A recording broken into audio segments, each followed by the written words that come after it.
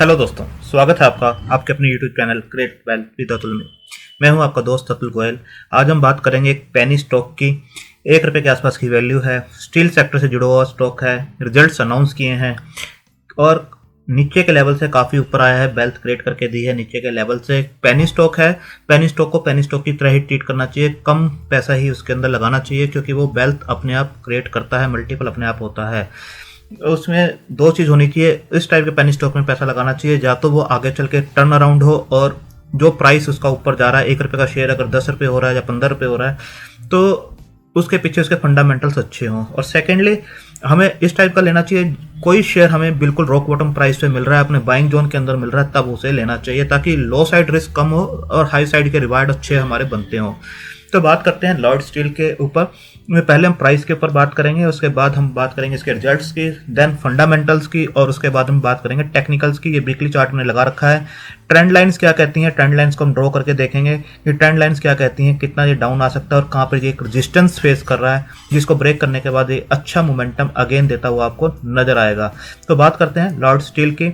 Lloyd steel अभी previous close में 1 रुपये के आसपास था और आज 1 रुपये के ऊपर ही ओपन होता है, हाई बनाता है 1 रुपये का और लो है 0.95 का। अभी 0.95 के आसपास काम कर रहा है और लो सर्किट के आसपास ये 5% के आसपास है। तो आप देख सकते हैं लो सर्किट में है नहीं, बट ये ऊपर नीचे लो सर्किट के आसपास ही हो रहा है क्योंकि 5 पैसे का है और 5 पैसे नीचे होता है तो लो सर्किट हो जाता है, 5 पैसे ऊपर होता है तो अपर सर्किट हो जाता है। तो आप देख सकते हैं अभी लो सर्किट के आसपास ये काम करता हुआ आपको नजर आ रहा है।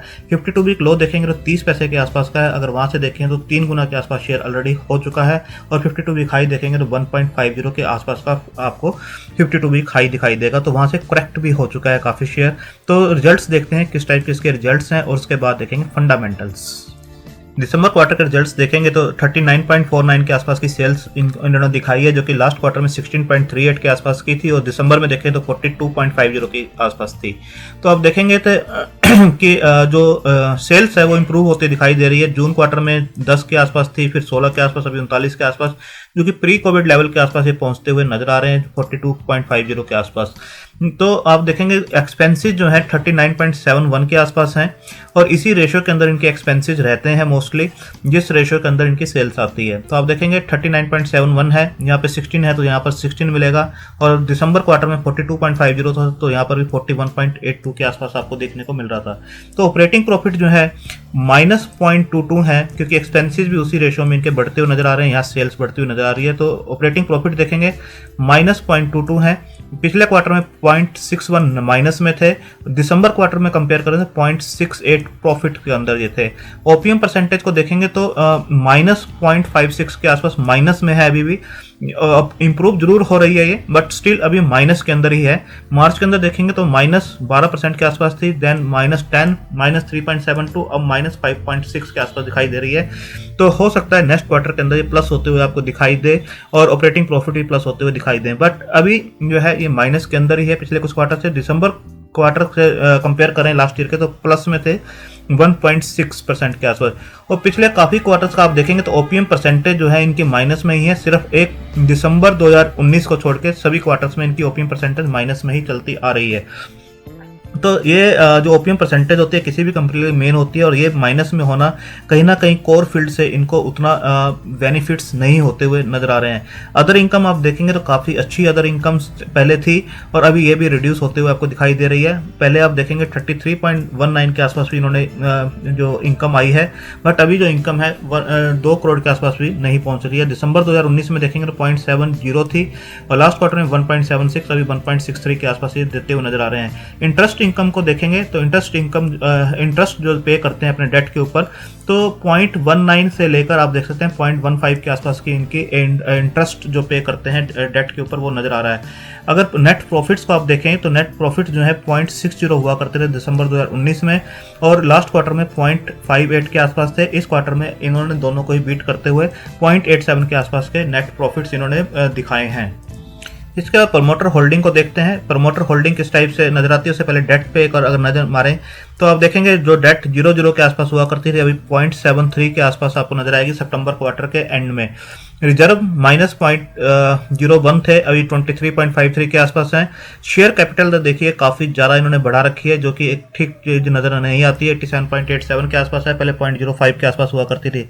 एसेट 0.04 से इंक्रीज होकर 186.39 के आसपास पहुंच गए हैं, ये ठीक नज़र आते हैं। डेटर डेज को भी अगर नज़र डालें तो ये रिड्यूस होते हुए आपको जरूर दिखाई दे रहे हैं, बट स्टिल काफ़ी हाई है 78.70 के आसपास। शेयर होल्डिंग पैटर्न को देखेंगे तो आप देखेंगे प्रमोटर की होल्डिंग 46.2 के आसपास है, जो कि पिछले काफ़ी क्वार्टर से इन्होंने मेंटेन की हुई है। इसके बाद DII को देखेंगे 0.39 के आसपास है। पब्लिक की होल्डिंग जो है 53.49 के आसपास नजर आएगी, जिसके अंदर से आप देखेंगे 14-15% के आसपास जो है स्ट्रॉन्ग हाथों में शेयर नजर आएंगे, और 37-38% के आसपास पब्लिक के पास होल्डिंग इसकी नजर आ रही है।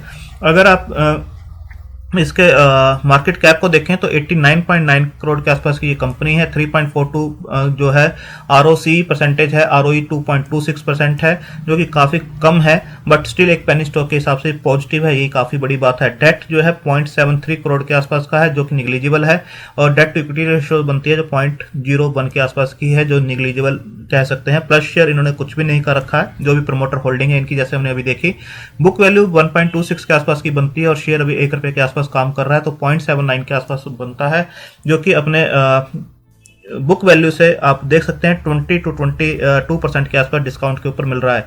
अगर इंडस्ट्री पी को देखें 15.4 के आसपास की है, जब स्टॉक जो है काफ़ी हाई वैल्यूएशन पे काम कर रहा है 55.8 के आसपास, जो कि देख सकते हैं काफ़ी हाई वैल्यूएशन है, क्योंकि EPS जो रिजल्ट्स हैं उस लाइन में नहीं आ रहे हैं। EPS बढ़ने से पी जरूर आपकी कम होती नजर आती है, बट उस टाइप के EPS इन्होंने अभी ग्रोथ नहीं दिखाई है। डिविडेंड ये पे नहीं करते हैं। फेस वैल्यू आपने जैसा देखा यहाँ पर 1 के आसपास की फेस वैल्यू दिखाई दे रही है। 52 वीक हाई 1.52 के आसपास है, लो जो है 0.3 के आसपास है, और स्टील इंडस्ट्री के अंदर ये काम करते हैं, मैन्युफैक्चर करते हैं, इंजीनियरिंग जो इक्विपमेंट्स हैं उससे रिलेटेड ये चीज़ें बनाते हैं। इसके बाद अगर हम देखें यहाँ पर, जैसे मैंने बताया, कोई भी शेयर प्लज नहीं है, और 46.12 के आसपास इन्होंने शेयर होल्डिंग अपनी मेंटेन की हुई है, ये काफ़ी अच्छी चीज़ है। इसके बाद हम चार्ट्स के ऊपर देखते हैं किस टाइप से। ये वीकली चार्ट मैंने लगाया हुआ है जीरोधा का, 1 वीक की कैंडल को ये रिप्रेजेंट करता है, जो एक कैंडल है। डे हाई लो क्लोज जो है वीक का रिप्रेजेंट करता है कैंडल। इसके बाद हम देखेंगे कैंडल चार्ट को अगर लगा कर देखें, ये जो इसने हाई बनाया था यहाँ पर, इस ट्रेंड लाइन को अगर हम ड्रॉ करें तो आप देखेंगे, और इसके मैच करते हैं, तो यहाँ पर एक रेजिस्टेंस ये जरूर फेस कर रहा है। यहीं से ये जो स्टॉक है या तो कंसोलिडेट हो रहा है, और या फिर नीचे आता हुआ आपको दिखाई दे रहा है। अगर नीचे के लेवल के ऊपर भी हम लगाएं, जो इसने नीचे का एक लो बनाया था, अगर इससे मैच करते हुए हम इसको मैच करते हैं, तो आप देखेंगे कि यहाँ पर एक जो है आपको डाउन साइड जरूर दिखाई देगी, बट ये जो डाउन साइड है एक अकोमुलेशन इसके ऊपर कर सकते हैं। जब तक ये इस ट्रेंड लाइन को सपोर्ट कर रहा है तो बिल्कुल आप इसे ले सकते हैं। ये जो डाउन साइड प्राइस बनता है वो 80 पैसे के आसपास का आपको निकल कर आता है, 79-80 पैसे के आसपास अगर शेयर मिलता है तो बिल्कुल इसे अकोमुलेट कर सकते हैं। इस लेवल के ऊपर डाउन साइड रिस्क इसके अंदर काफ़ी कम होगी। और सेकेंडली वीकली चार्ट के ऊपर अगर आप देखेंगे तो एक जो लो इसके बन रहे हैं, आप देखेंगे यहाँ पर एक लो इसने जरूर बनाया, और सेकेंड जो इसने यहाँ पर कंसोलिडेट किया, तो लो देखेंगे कि इसने जो लो बनाए हैं पहले वाले लो से ऊपर लो बनाया है, और इसके बाद आप देखेंगे जो लो बन रहे हैं, ये जो लो बन रहे हैं ये इस वाले लो से ऊपर बनाता हुआ नजर आ रहा है, या कंसोलिडेट करता हुआ नजर आ रहा है। तो ये कंसोलिडेट जरूर करेगा। अगर इस लेवल के ऊपर आपको मिलता है 0.80 के आसपास या 0.79-0.78 के आसपास, तो बिल्कुल इसे लेना चाहिए। बट अगर ये इस लाइन को ब्रेक करता है तो ये शेयर जो है आपको 60 पैसे से लेकर 65 पैसे के बीच में आता हुआ नजर आएगा, क्योंकि वीकली चार्ट के ऊपर आपको यहाँ पर एक चार्ट के अंदर गैप नजर आ रहा है। अगर ये इस ट्रेंड लाइन को ब्रेक करता है तो आपको ये स्टॉक जो है इस लेवल तक भी आता हुआ नजर आ सकता है। अगर स्मॉल कैप इंडेक्स कोई भी इसके अंदर करेक्शन होती है, या फिर निफ्टी में करेक्शन होती है, या सेंटीमेंट बिगड़ते हैं किसी भी टाइप के, और स्टॉक नीचे आता है इस ट्रेंड लाइन को ब्रेक करने के बाद, तो जो नेक्स्ट स्टेप इसका होगा 57 पैसे के आसपास भी ये स्टॉक आता हुआ नजर आ सकता है। पेनी स्टॉक है, पेनी स्टॉक को पेनी स्टॉक की तरह ही ट्रीट करना चाहिए, छोटा ही पैसा उसके अंदर लगाना चाहिए। छोटी कंपनी है और ये अपने आप ही जब चलते हैं ऑपरेटर ड्रिवन होते हैं, काफ़ी अच्छा मल्टीपल पैसा बना देते हैं। तो आप देख सकते हैं कि हमें ये जो स्टॉक है, पहला लेवल जो बनता है हमारा 80 पैसे के आसपास, मैंने बताया 80 पैसे के आसपास आप ले सकते हैं। अगर ये इसको ब्रेक करता है तो बिल्कुल ये जो बीच का गैप है, चार्ट के अंदर जो गैप है, उसको ये फिल करता हुआ कहीं ना कहीं नज़र आ सकता है, जो कि 51 से लेकर 55 पैसे के आसपास का बनता है। तो बिल्कुल हमें इसके ऊपर नज़र रखनी चाहिए। और पेनी स्टॉक को हमें रॉक बॉटम प्राइस के ऊपर ही ट्राई करना चाहिए लेने के लिए। तो एक साथ सभी पैसा नहीं लगाना चाहिए, कुछ पैसा अभी लगा सकते हैं 80 पैसे के आसपास अगर ये आता है, और सेकंड पैसा जो हमें लगाना है 50 पैसे के आसपास, 51 के आसपास अगर ये आता है तो वहाँ लगाना है। अगर ये नहीं आता है तो आप दूसरे पेनी स्टॉक्स जो काफ़ी हैं उसके अंदर भी मूव कर सकते हैं।